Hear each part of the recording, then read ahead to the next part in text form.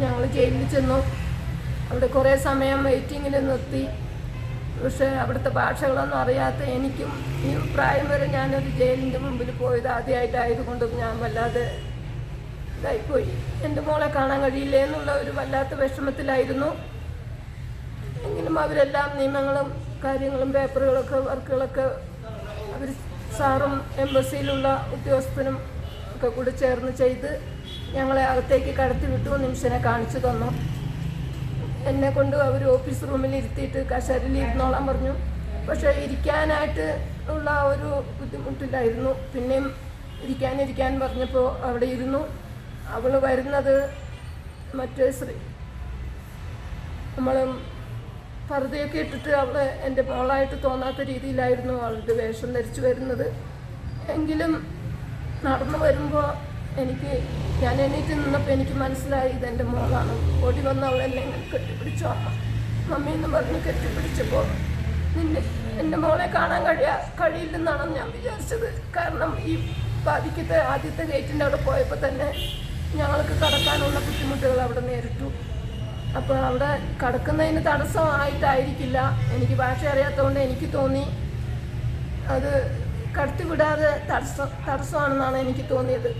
പക്ഷേ നിന്നെ എനിക്ക് കാണാൻ ഇന്ന് നിന്നെ കാണാൻ വേണ്ടി ഇത്രയും കഷ്ടപ്പെട്ട് ഞാൻ ഇവിടെ വന്നിട്ട് നിന്നെ എനിക്ക് കാണാൻ കിട്ടില്ല എന്നായിരുന്നു വിചാരിച്ചത്. എൻ്റെ മോളെ എന്ന് പറഞ്ഞ് ഞാനങ്ങ് പൊട്ടിക്കരഞ്ഞു പോയി. അവളും മമ്മി കരയരുത്, സന്തോഷമായിട്ടിരിക്കണം, കാര്യങ്ങളെല്ലാം ശരിയാകും എന്ന് പറഞ്ഞ് അവളും കരയുവാണ് കെട്ടിപ്പിടിച്ച്. ഞങ്ങൾ വർഷങ്ങളായിട്ട് കണ്ടിട്ടില്ല. അവളെ കല്യാണം കഴിച്ച് കൊടുത്ത പിന്നെ ഞാൻ ഇന്ന് കാണുവാണ്. പക്ഷെ അവള് ഈ യമൻ രാജ്യത്തിൻ്റെ കരുണ കൊണ്ടും ദൈവകൃപ കൊണ്ടും അവൾ നന്നായിട്ടിരിക്കുന്നു. അവള് എല്ലാവർക്കും അവിടെ ജയിലിൽ ഒത്തിരി സ്ത്രീകളും കുഞ്ഞു പൈതൽ തുടങ്ങി വയസ്സായ സ്ത്രീകൾ വരെയുണ്ട്. എല്ലാവർക്കും അവളിന്ന് വേണ്ടപ്പെട്ട ഒരു നിമിഷയാണ്. മമ്മിനെ കണ്ടപ്പോൾ തന്നെ അവരെല്ലാവരും വന്ന് എന്നെ കെട്ടിപ്പിടിച്ച് ഉമ്മ തരുമായിരുന്നു. എന്നെ കൂട്ടിക്കൊണ്ടുപോയി മെയിൻ പോലീസുകാരികളുടെ റൂമിൽ കൊണ്ടുപോയി അവിടെ കിടക്കാനും ഇരിക്കാനും ഒക്കെ സംവിധാനം തരാനും എന്ത് വേണം ഭയങ്കര സ്വീകരണമായിരുന്നു. പക്ഷേ അവിടെ ചെന്നിട്ട് അത്രയും സമയം സാറുമാർ പോയി ഭക്ഷണം മേടിച്ചുകൊണ്ട് വന്നു. എങ്കിലും ഞങ്ങൾ രണ്ടുപേരും വർത്തമാനം പറഞ്ഞിട്ട് തന്നെ ഞങ്ങളുടെ വിശപ്പ് മാറി. ഭക്ഷണം അവിടെ കൊണ്ടുവന്നു കഴിക്കാം. അപ്പോൾ അവിടെയുള്ളവർക്കും കഴിക്കാൻ സമയം വൈകുന്നേരമാണ്. 5 മണിയാകുമ്പോഴൊക്കെ അവർ ജോലി തീർത്തിട്ട് കഴിക്കുള്ളൂ. അപ്പോൾ ഇവള് പാവപ്പെട്ട കുട്ടികളെ ഓർത്ത് ഇവൾക്കും വിശക്കണില്ല. അമ്മയെ കണ്ടപ്പോൾ വയറ് നിറഞ്ഞു. അപ്പോൾ എന്തോ ജ്യൂസ് കടയിൽ നിന്ന് മേടിച്ചിട്ട് വന്നിട്ട് അത് കഴിക്കാൻ, ചായ കൊണ്ടുവന്ന് അത് കഴിക്കാൻ, കേക്ക് കൊണ്ടുവന്ന് അത് കഴിക്കാൻ. അപ്പോൾ എല്ലാം കുറച്ചെടുത്ത് എൻ്റെ വായിലേക്ക് വെച്ച് തരാനായിട്ട് അവൾ തയ്യാറെടുക്കുക. അത് ഞാൻ അവൾക്ക് കൊടുക്കാനായിട്ട് ഞങ്ങൾ രണ്ടുപേരും ഇങ്ങനെ തന്നെ 5 മണിയും കൂടുതൽ വൈകിയെന്ന് തോന്നുന്നു.